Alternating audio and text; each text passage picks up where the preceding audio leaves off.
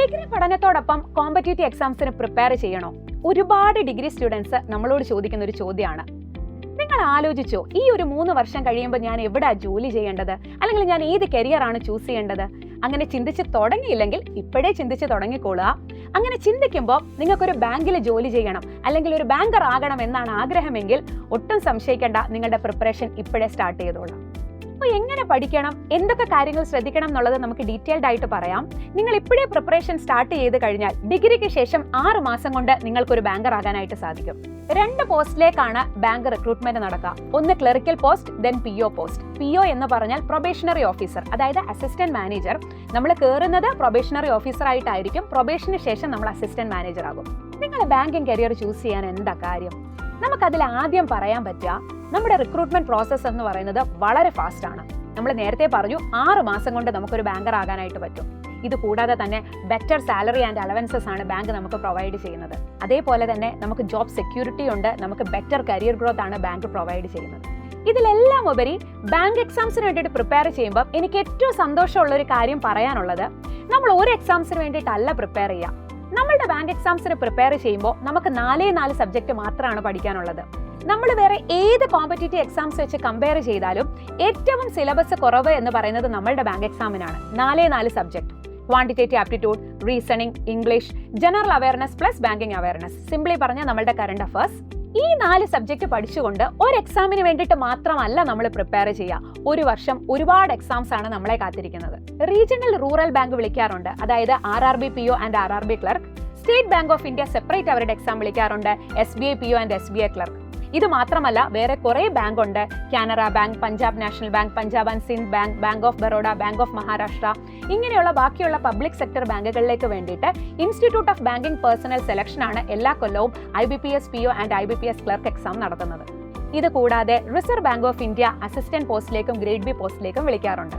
ഇനി ഈ 4 സബ്ജക്ട് നമ്മൾ പഠിക്കുമ്പോൾ ബാങ്കിങ് സെക്ടറിലേക്ക് മാത്രമല്ല നമുക്ക് എക്സാംസ് എഴുതാൻ പറ്റുക. എല്ലാ ഇൻഷുറൻസ് എക്സാംസും നമുക്ക് എഴുതാൻ പറ്റും. LIC AAO, LIC AO, NIACL AO and assistant, അതേപോലെ തന്നെ NICL AO ആൻഡ് അസിസ്റ്റന്റ്. ഇങ്ങനെ നിരവധി ഇൻഷുറൻസ് എക്സാമുകളാണ് നമുക്ക് എഴുതാൻ പറ്റുക.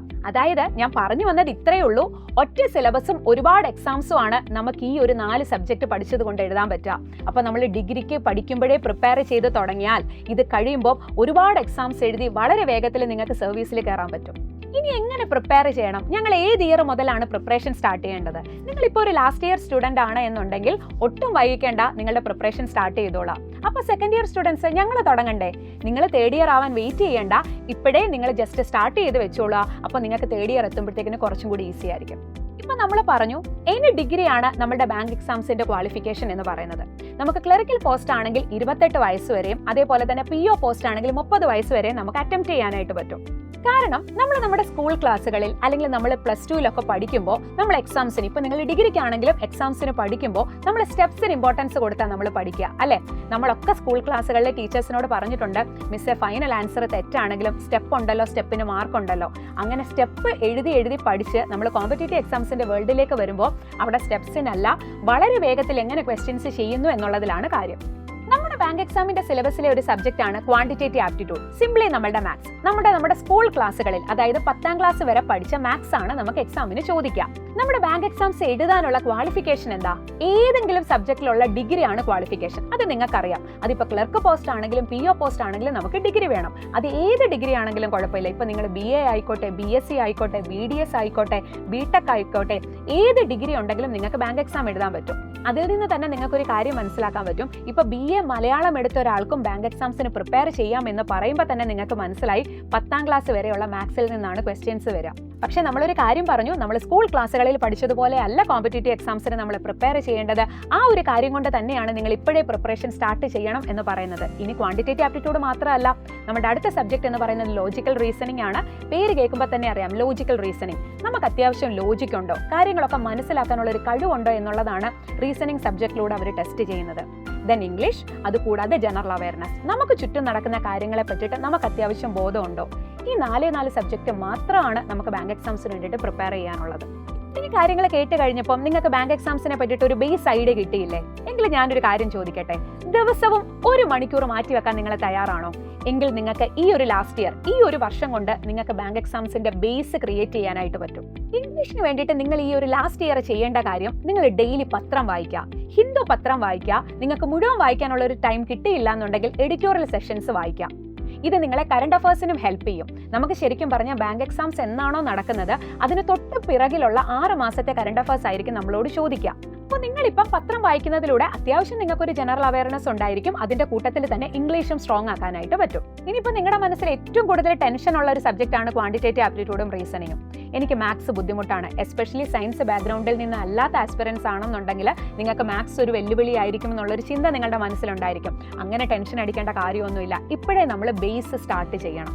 ദിവസവും 1 മണിക്കൂർ ഓരോ സബ്ജക്റ്റ് മാറ്റി വെച്ചിട്ട് ഓരോ സബ്ജക്റ്റിന്റെയും ഓരോ ടോപ്പിക്സ് നല്ല വൃത്തിയായിട്ട് പഠിക്കുക. പക്ഷെ പഠിക്കുമ്പോൾ ഓരോ സബ്ജക്ട്സിനും എങ്ങനെ വളരെ വേഗത്തിൽ പഠിക്കണം. ഇപ്പൊ ക്വാണ്ടിറ്റേറ്റീവ് ആപ്റ്റിറ്റ്യൂഡിൽ എങ്ങനെ വളരെ വേഗത്തിൽ കാൽക്കുലേറ്റ് ചെയ്യാം, ഇപ്പം ടൈം സ്പീഡ് ഡിസ്റ്റൻസ് അല്ലെങ്കിൽ പെർസെൻറ്റേജ് അല്ലെങ്കിൽ റേഷ്യോ, ഇതിൻ്റെ അകത്തിൽ ഏതൊക്കെ ടൈപ്പ് ഓഫ് ക്വസ്റ്റ്യൻസ് ആണ് വരുന്നത്, എക്സാം അറിഞ്ഞ് പഠിക്കണം എന്ന് നമ്മൾ പറയും. ഇതുപോലെ തന്നെയാണ് റീസണിങ് സബ്ജക്റ്റും. Direction test, blood relation, inequality, puzzles and seating arrangement, ഇതിൻ്റെയൊക്കെ വീഡിയോസ് നമ്മളുടെ ഈ ചാനലിൽ കിടപ്പുണ്ട്. നിങ്ങൾ ആദ്യം ചെയ്യേണ്ടത് നമ്മുടെ ചാനൽ സബ്സ്ക്രൈബ് ചെയ്യുക. എന്നിട്ട് ചാനലിൽ കയറിയിട്ട് ക്വാണ്ടിറ്റേറ്റീവ് ആപ്റ്റിറ്റ്യൂഡിൻ്റെ ആണെങ്കിലും റീസണിങ്ങിൻ്റെ ആണെങ്കിലും ഫ്രീ ആയിട്ടുള്ള വീഡിയോസ് ആദ്യം ഒന്ന് കാണാം. അപ്പോൾ നിങ്ങൾക്കൊരു ഐഡിയ കിട്ടും എന്താണ് പഠിക്കാനുള്ളത്, എങ്ങനെയാണ് പഠിക്കേണ്ടത്, എന്തായിരിക്കണം അപ്രോച്ച് എന്നുള്ളൊരു ബേസ് ഐഡിയ കിട്ടും.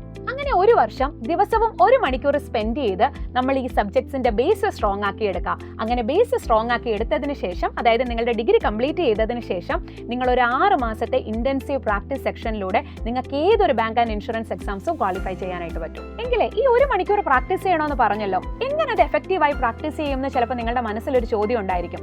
അങ്ങനെ നിങ്ങൾക്കൊരു ചോദ്യമുണ്ട് അല്ലെങ്കിൽ നിങ്ങളുടെ മനസ്സിൽ എന്തെങ്കിലും കൺസേൺസ് ഉണ്ടെങ്കിൽ ഉറപ്പായും ഈ വീഡിയോയ്ക്ക് താഴെ നിങ്ങൾ കമന്റ് ചെയ്യുക. എങ്കിലേ സൈലം ബാങ്കിങ് നിങ്ങൾ ഡിഗ്രി സ്റ്റുഡൻസിന്റെ കൂടെ ഉണ്ട്. നമ്മളൊരു ബിഗ് സർപ്രൈസുമായിട്ട് വരുന്നതായിരിക്കും.